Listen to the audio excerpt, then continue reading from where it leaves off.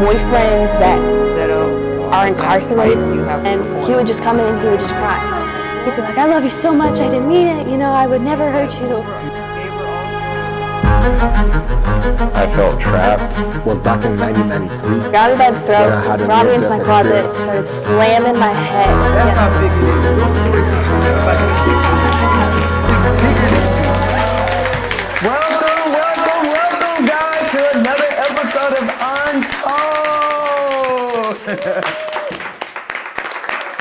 Thank you guys for joining us as we go through so many people's stories of their untold stories of trauma and addiction, but also recognizing the resilience of how to overcome these things. And today is no different. I'm so excited for my guest here today that actually his story just hits home because it was a time of an epidemic, the opioid epidemic, and the things that he went through it, but also overcoming is going to help so many people. So without further ado, let me introduce my guest, the one and only Israel. Welcome. Thank you for joining us today. Thank you. Thank you for having me, Dr. O. I'm so excited for people to hear your story because it's such a unique story, but I know that there's so many people that have also went through something similar that your testimony, let's just say it like that, your testimony is going to break a lot of people free and also give them the tools needed to overcome. Thank you so much. I appreciate that. Your vision is inspiring to me. I hope we can get that done today. Yeah, we're definitely going to get it done. We don't have a choice, guys. We're going to get it done. All right, so let's just get right into it. With your story, the things that we shared behind the scenes is that as you were growing up, you were actually in the time when the opioid epidemic was really at its highest. You were actually experiencing that as a son. So can you take us to that time of just your childhood? How was your childhood? I loved it. No. I love my childhood. What do you remember? What was those memories like? I remember playing with my siblings. I remember having so many fun nights with my dad. Mm-hmm. He would play with us, and my mother, she was happy, and I just felt like nothing in the world was wrong. I think I might have been young and naive because I didn't necessarily notice some of the problems that might have been happening because I think that he was drinking and dabbling in other drugs. Mm-hmm. And it came to be that my father got addicted to Oxycontin when he actually broke his tailbone by falling. He fell into a river and he broke his tailbone, and they gave him Oxycontin like it was candy. They didn't regard his addiction. They didn't regard his health when they gave him that stuff, and they continued to disregard his health when they gave him more and more of it, even when he didn't need it anymore. Okay. What year was this? I would say this was around 2006, 2007, when we began moving. We moved all of our stuff from one location to this new house that we had, and he got heavy into his addiction of Oxycontin. That time. Okay. Yeah. So let's even go before that time, because I know with Oxycontin, that epidemic started, or even when they first came on, it was around 1999, 2000. From the earliest times before you knew that Dad was addicted to Oxycontin or anything, do you remember those times? I don't necessarily remember. I didn't know how to put my finger on what exactly was wrong. I knew my parents would fight sometimes, but I also know that that's what parents do. Yeah. I mean, I just stayed out of it. I'm minding my business. Okay. And I understood that they loved each other, and that was enough for me. Okay. And how old are you at this time? Like 7 years old. Okay. So then when did you realize, like, wow, I think my dad may be on, something's different with Dad? When we moved up to our second house, I began to notice that my parents got into more fights. My dad began to become a little bit more aggressive with his behavior. The way that he handled my siblings and I were very different from the home that I grew up in. There was a lack of control in certain areas. So I know you mentioned that Dad was probably doing other things prior to Oxycontin. Yeah, he was drinking a little bit. This is just stuff that I've heard from my mom over the years. Like I've asked about those periods in my life, and I know that my dad was definitely, going out, and he was going to clubs or hanging out with friends, smoking weed. I think that was just dabbling, though. Yeah. I think that was a very small portion of his life, where he had work and family as his main priorities. But I think once he got into heavier stuff, that became more of his priority than anything else. I remember his treatment wasn't any of my business. It wasn't any of, I don't think, the family's business. Like as long as he went to work and he provided, then everything was good. So I think that was a real issue between my parents. They would fight a lot because of that. Because my mom was saying, hey, what's going on? What's going on with our bank account? What's going on with our finances? And I think that to a certain degree, my dad was like, hey, that's not your problem. That's my problem. Yeah. How did that affect you when you did like try to say, I'm actually trying to help? And this is as a kid, because I want people to know that when kids do that, what are the thoughts that are going in that child's mind that when you shut them down like that, now they become like this?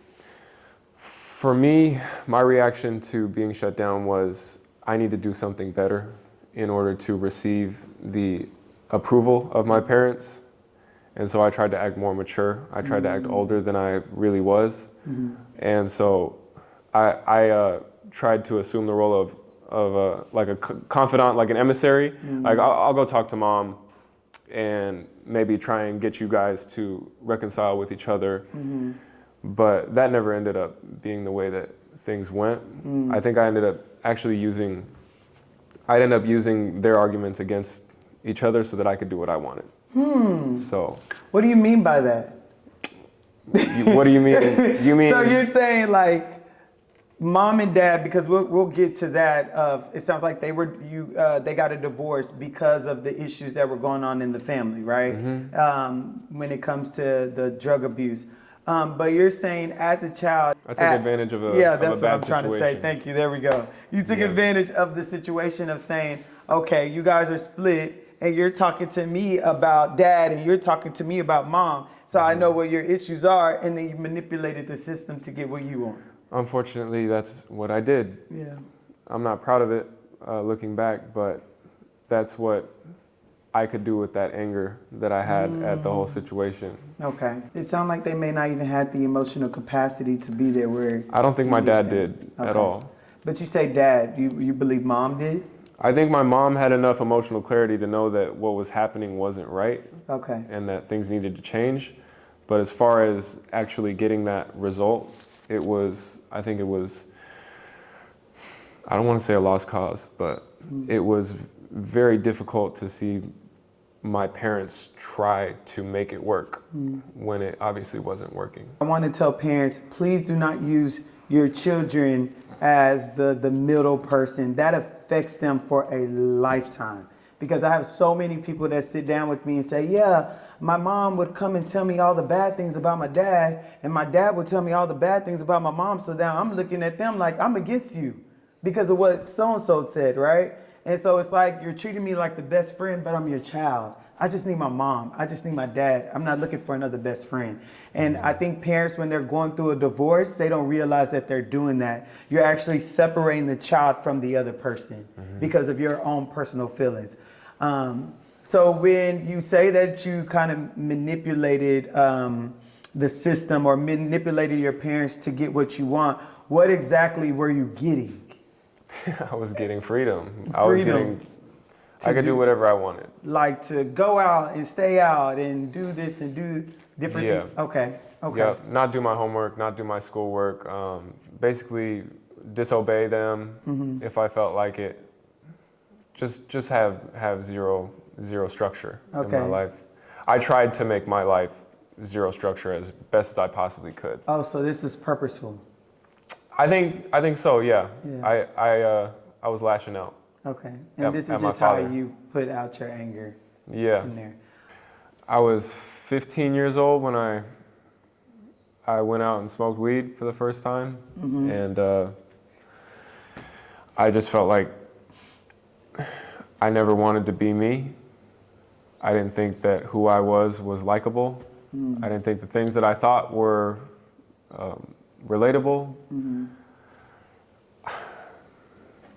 I didn't have very many friends in my eyes because I wasn't my friend. I wasn't my own friend in anything. Yeah. I think the dialogue between myself and myself were very disjointed. So it was always very difficult to see myself fitting in anywhere. And when I smoked weed, I felt like I did fit in. Wow. At least I could do this thing that everyone else is doing, and that's all I had to do. That was the only prerequisite. As long as I was doing this, I could hang out with these people and they'd be cool with me. And I think that was the only time where I really felt comfortable with how depressed I was and how anxious I was and how lost I was. Yeah. Because here's a bunch of people that are doing the same thing, sitting in a room and doing the same thing as me. Yeah. And that's what made me okay with going down that road. And obviously it progressed. It got into alcohol, or it got into like nicotine, and those things all seemed very innocent because that's what everybody was doing. All I knew was I needed to be around people that just didn't ask me to do anything, didn't want me to change, didn't want me to be somebody that I wasn't. But I could only be that person for them when I wasn't being myself. So it was like this constant cycle of getting out of being high to realizing I wasn't who I wanted to be, to getting high again to forget. Wow. And it was vicious. Yeah. And it's like you said, you're filling up you're bandaging a hole that you can't fill up, so you get a stronger Band-Aid every single time. And that's what happened. That's the story of my life. Yeah. How were you introduced to meth? That meth addiction happened after my dad's death. It happened when I was 20 years old. Okay. And I was addicted for about 6 months. I moved up to Seattle, and my neighbors were users. So they just say, "Hey, Israel, what's going on over there? Come over." And you're like, "What you cooking?" I was like, "Just some meth." And you're like, "All right, let me try something." That's crazy. Were you there? It's like, That's just exactly how it happened. No. Wow, that's wild. Man, I'm not prophesied, but no, I'm just yeah, so I got introduced to it. No, seriously, is that how it happened? No, Oh, you're crazy.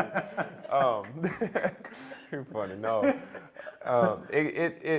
my roommate that I moved into, he knew them, and I don't think he necessarily understood my background as much. So he didn't think of it as big of a deal. He just knew that a lot of people used it. He knew that they were users of it, but he didn't think that I would go to that length, right? And so we were introduced, and then we went and hung out once, twice, 3 times, and by the 3rd or 4th time, I was like, you know what? Why don't we just try it?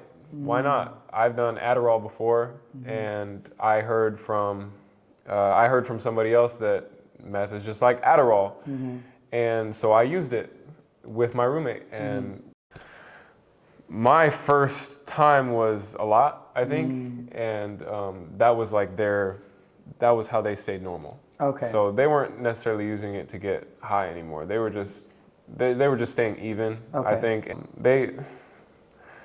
they were very maintenance level, and when I got their maintenance level, I was going crazy. Like I was staying up. I stayed up for 2 days after that. From your first time? First time. And were you active? Were you, because when you think of methylphenidase or methamphetamine, it's not Adderall, it's not stimulants, but you're able to focus. So a lot of people I find that say that meth was their drug of choice, they said it's because it helped me focus, right? It did help me focus. Okay. I thought it helped me focus for a while. Yeah. But for 2 days, do you remember those 2 days? Yeah, I remember the 2 days. I remember having really good conversations with people. I remember like planning out my whole life. I had so many goals that I was gonna do. I was reading books. Like I was doing stuff that I hadn't done in a long time. But then that was the beginning of my usage, and it very quickly turned into isolation to an extreme level, to where I would be in my bed depressed. That became such an issue, like, because I was already depressed and doing that before I started using, and so it was like, well, what's wrong with me if I'm not depressed anymore because I'm using this new wonderful substance that solves all of my problems. But that wasn't the case. It was just, it took me back to that depressed, sad individual that was staying in his bed all day after his dad died, drinking a 24-pack. Like, it became that very quickly. In the span of 3 months, I lost my car, lost my job, lost my girlfriend, and was basically just smoking away any allowance that I had, any money that I had saved up. And who does this sound like? It sounds like my dad. It sounds a lot like my dad. And a lot of other people that I know have dealt with addiction. So it's, I definitely didn't like myself then, but I felt a lot better, if that makes sense, because I was using a very strong drug. In my life, I had never experienced something as strong as meth, and that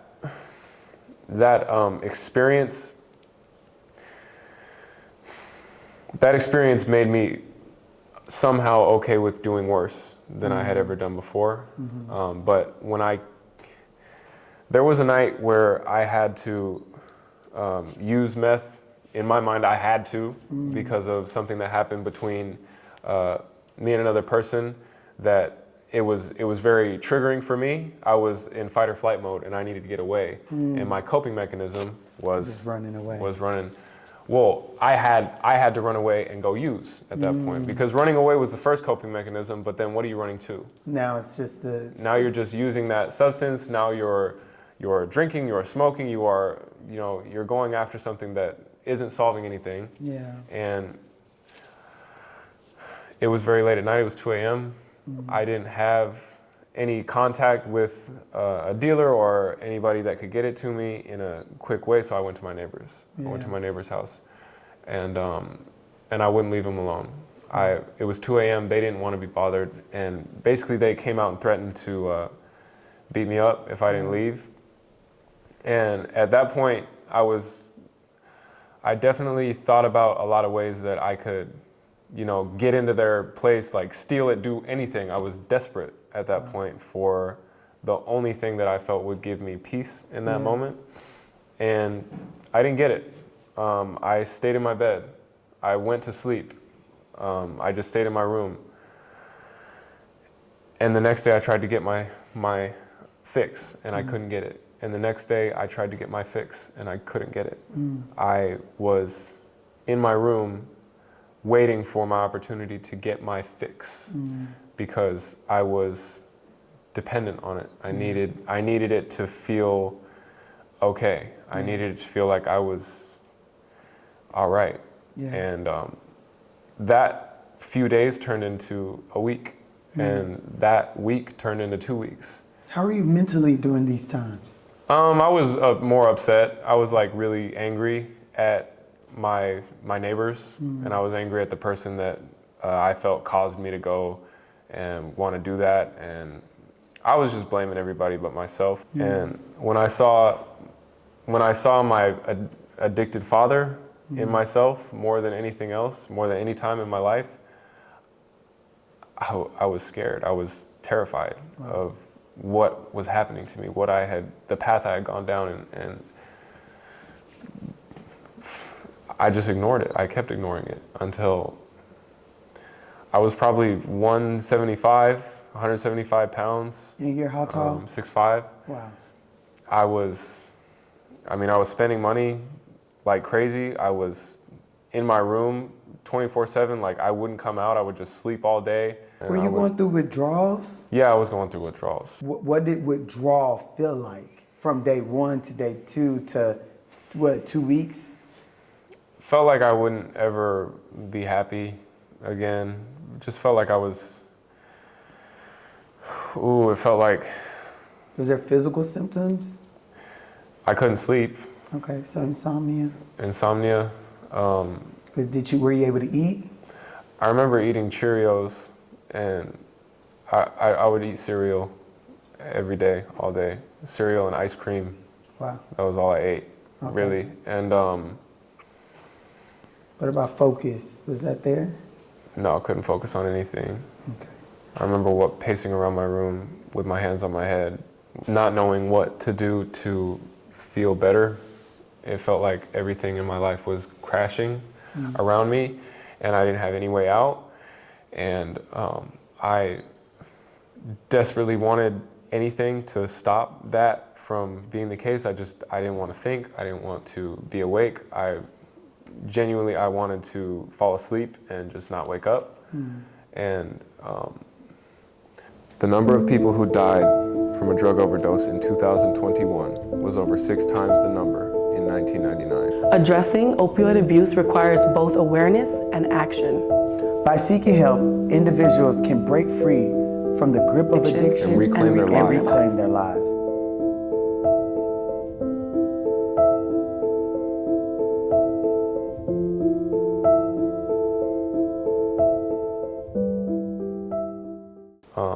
My mom, she actually talked to one of my cousins that came through this program.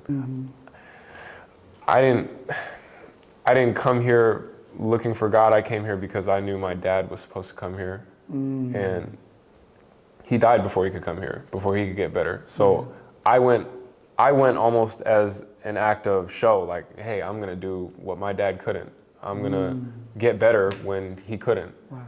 And I came here for my dad. Genuinely, I came here for my dad. I didn't want to come here myself. I wanted to go out and get loaded. You're talking about the Dream Center. The Dream Center. I didn't want to come to the Dream Center. I came here for him, and over this whole stretch of time, I'm still at the Dream Center. I'm still in a program, right? I got out of a year-long program at the Dream Center, and during that year, I found out I didn't come here for my dad. I really didn't. I didn't come here for him. I didn't come here for my mom. I didn't come here for my siblings. I came here for me. Yeah. At the end of it all, I am paying attention to myself in a way that I never gave myself the courtesy of doing before. I never gave myself the grace to say, hey, you made a mistake. Let's figure it out together. Yeah. As somebody who, I am me. I tried to get away from myself. I tried tearing myself in half, trying to get away from who I was. And now I know who I am. I'm learning who I am in God. Yeah. And I like that version of me. I like who I am. Wow. I can love who I am. I can love myself in a way that wasn't possible for me. Wow. That wasn't possible. I was using drugs to get away from who I was. And when I had to pay attention to who I really was, without God, without somebody telling me, hey, this is who you are, with God telling me who I am, I would just default to the worst possible situations that I've gone through in life. The worst memories would come up when I thought of who I was. Wow. The worst manipulations that I used on my parents. The worst instances of my parents fighting me, trying to get in between them and not being able to stop it. The worst instances of me treating my siblings like they were garbage. Disrespecting my father, disrespecting my mother, ignoring people for weeks on end. I would go on a silent treatment for a month on my mom. For what?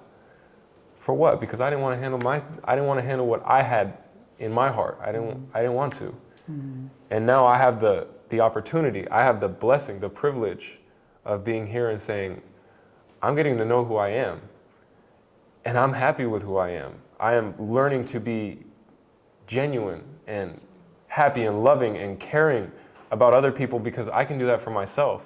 I never looked in the mirror and saw somebody that I cared about.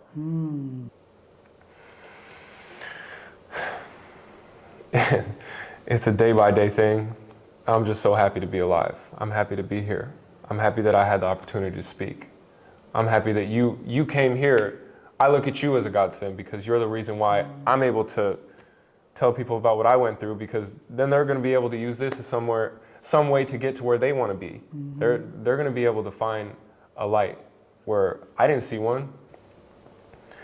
I hope this helps somebody. I really hope that my story can help somebody else come out of it. It's definitely gonna help somebody. Wow. Whew, let me take a break. You about to make me cry in here. Wow. Wow, wow, wow. The beautiful part of it all is, like you said, without God versus with God, right?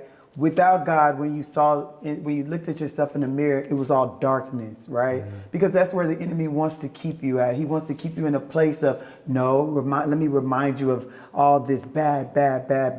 With God, he's like, I don't see none of that.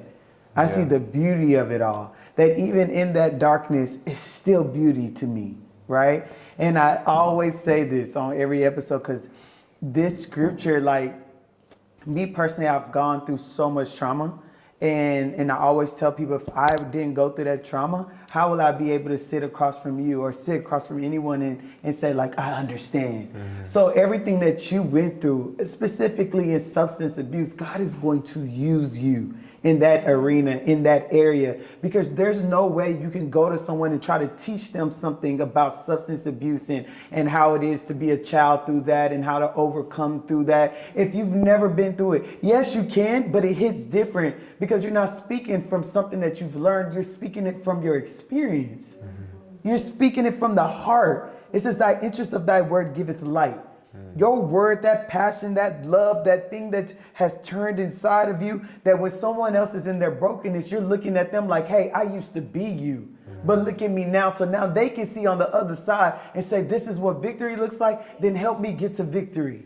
That's what he said. In Genesis 50:20, it says, what the enemy intended for your harm, I'm using it for my good. But it was all to position you to save the lives of many. So that voice that you heard when he says, take care of your brothers and sisters, that was the Holy Spirit speaking to you. God was with you through all those times, because I'm telling you now, I've seen a lot of people die from the type of story you just told me, but yet you're alive.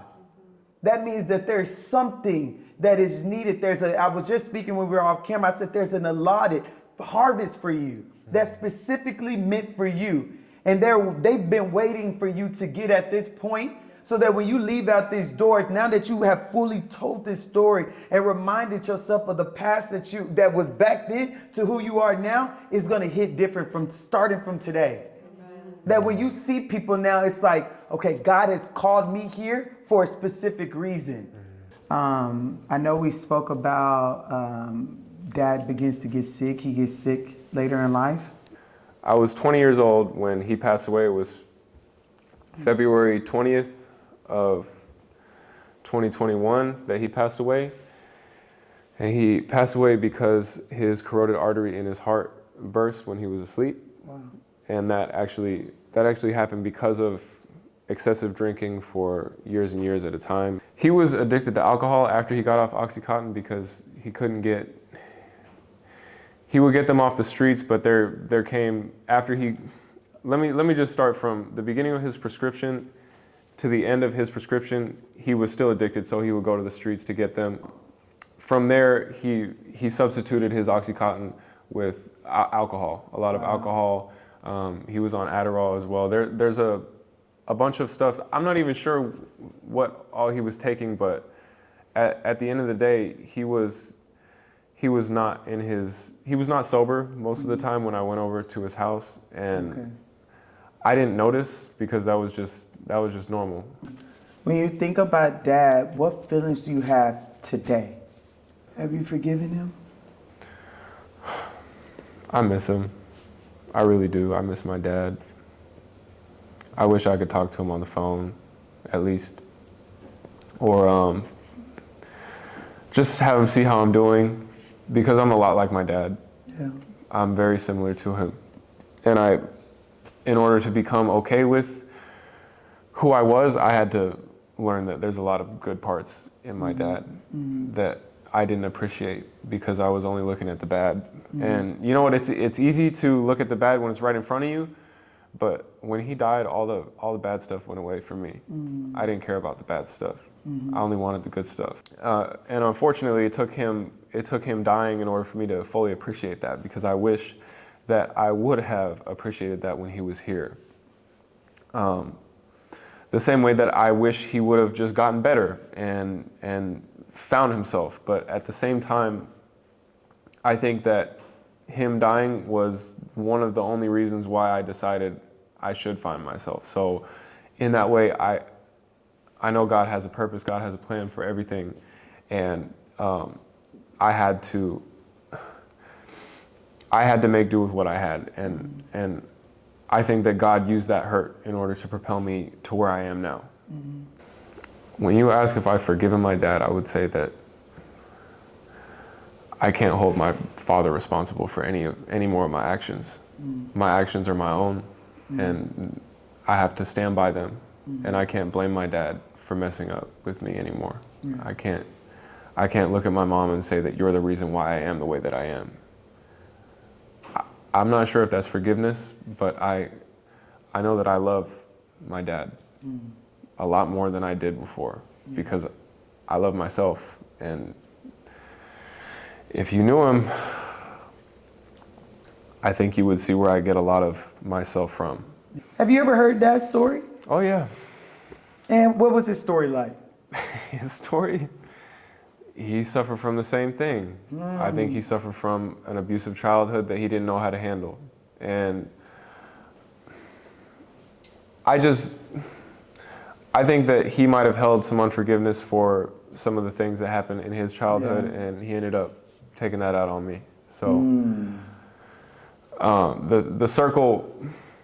that cycle was very much alive, especially when it was coupled with addiction and a lot of other things that really stopped him from being able to process what he needed to handle. He needed to go through a very intimate time with himself. He needed to figure out what he needed to let go of in order to be there for me. But I don't think he ever truly... didn't have the capacity. No, I don't think so. Yeah. And the drugs only make it worse. 10 times harder to... So there was a hole that was missing, and he filled it up, Band-Aids of alcohol, Band-Aids of Oxy, Band-Aids of whatever else that he went through. It was Band-Aids on top of Band-Aids, and they fell off, had to get some stronger, fell off, and do something else. Mm-hmm. So then when you look at that, you no longer get mad at Dad or even have any type of feelings. Now you get mad at, wow, this is a generational thing, because then you ask the question, okay, what happened with his dad for him to treat my dad like this, to make my dad treat me like this? Where did this start? Because who's gonna break it? Me. There we go. Yes, you now stop the chain reaction of this coming and going and going and going, and change the whole trajectory of the future generations that come after you, so that when your kids come in, you're able to tell this story, but it's in a different light that now gives them this resilience and this perseverance of, hey, this is in our family, but this chain has been broken, right? At the end of the day, I know that who I am is seen by God. Yeah. I know that who I was is seen by God, and he doesn't condemn me for that. Yeah. The same way that I can't condemn my father for what he went through and how he responded to it, the same way that I can't condemn my grandfather for what he went through and how he responded to it. Exactly. Because when I choose to focus on myself and what I need to look at, when I look internally at what I need to focus on, that's when everything can get better. Yeah. I can't focus on my dad anymore. Okay. I can't focus on other people's issues that they need to work on. I need to focus on my own issues. Yeah. I need to look at myself. I can't be selfish and say that I don't have any problems and everybody else does. Yeah. I have the most problems, and I can't avoid them anymore. Yeah. I need to look to God to show me the way, because I can't figure it out on my own, but I know with him I will get to that point where I can show somebody, like my own son, like my own daughter, that they don't have to live like that. They don't have to act out. They don't have to take a drink. They don't have to light up a cigarette. They don't have to smoke weed. They don't have to pop a pill. They don't have to do those things. Do you feel like you have purpose? Absolutely. There you go. Absolutely, I feel like I have purpose. Amen. Yes. Yes. I think that it's a constant reiteration of something that you have to keep working on it. Yeah. Just because my purpose is talking on this show today, doesn't mean that that's going to be my purpose tomorrow. That's not something that I get to decide anymore. And that's what takes a lot of the stress off of my shoulders. Surrender. I can't do it anymore. I let go. Yes. I let go. And when I grab on again, that's when things get shaky. That's when I start thinking back to when I was back depressed and anxious. That I hold very loosely to what I think is the right thing to do. Yeah. Because at the end of the day, God knows better than me, way better.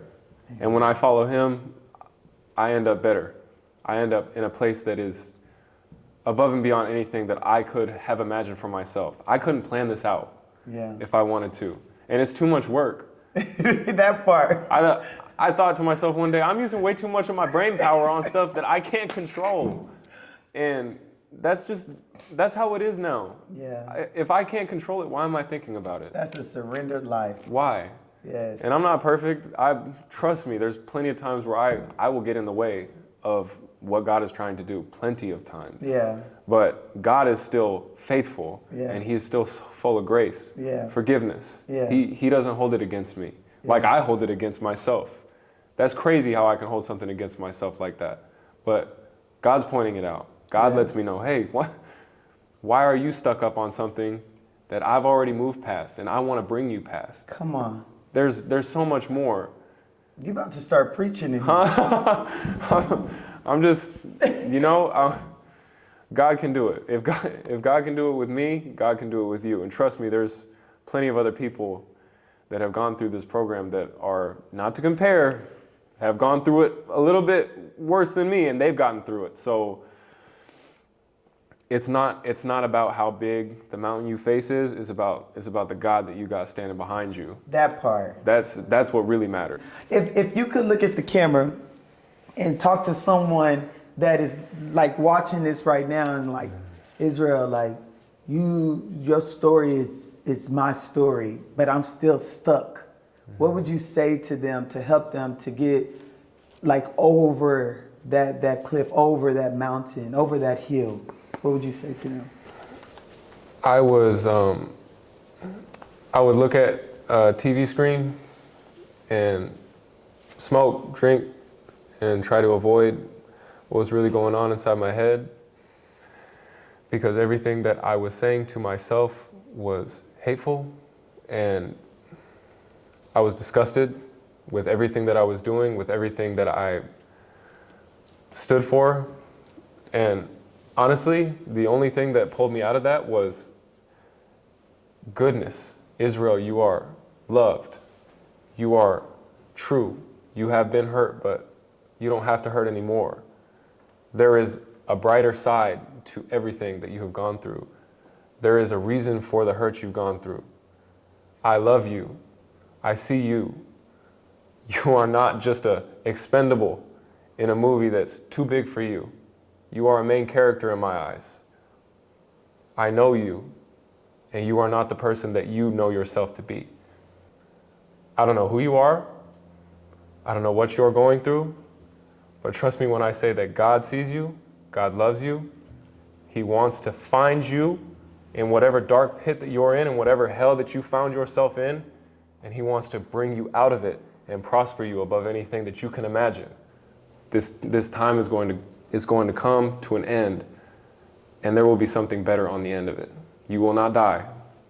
You will live. Truly, truly you will. Thank you for that. That is truly going to help so many people that are struggling and don't know how. Like seeing you, it's like that it gives them that hope that there is something after this. I do have purpose. Thank you so much for coming on this show and being so vulnerable and share such a intimate part of your life. It's going to do so much, not only in the mental health community, but even for those that don't believe that they're even suffering through anything. And even in those people that do believe in Christ and those that don't, it's just going to help so many people. Mm-hmm. So I want to thank you so much for taking the time out your day to come out and be on our show. Again, guys, I know that this topic is really, really touchy. So if you know anybody that's struggling with opioid abuse or any type of substance abuse, please, please, please, you can take this information down here below. They can reach out to our practice, the Perfect Prescription Medical Services. We help people in Arizona, California, and Texas for now. Or you can also reach out to this number here for resources as well. But please, don't be afraid to go get help. Don't be afraid to talk about it. You are not alone. And there is something on the other side for you, which is victory. So I thank you guys for tuning in. And until next time, here's the Perfect Prescription Podcast with Dr. Chi Chi. Thank you. Thank you. Thank